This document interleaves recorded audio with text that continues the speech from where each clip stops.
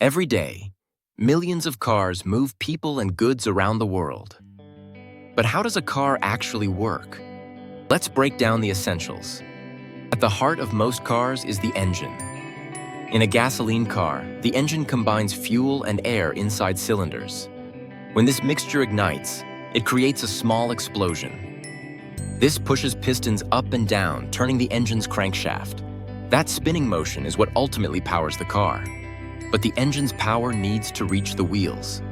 That's where the transmission comes in. The transmission is a set of gears that adjust the engine's output, ensuring the car can move at different speeds.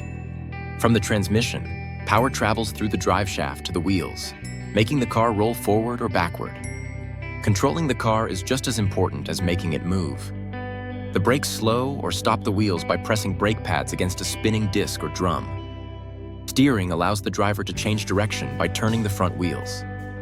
The suspension system, made up of springs and shock absorbers, keeps the ride smooth and helps the tires stay in contact with the road, even on bumps. Electric cars work differently. Instead of an engine, they use electric motors powered by batteries. There's no fuel combustion or pistons. Electric motors deliver power directly to the wheels, making these cars quieter and often more efficient. Whether gasoline or electric, every car relies on the same basic principles: creating power, controlling movement, and keeping passengers safe and comfortable. This is the core logic behind how cars work.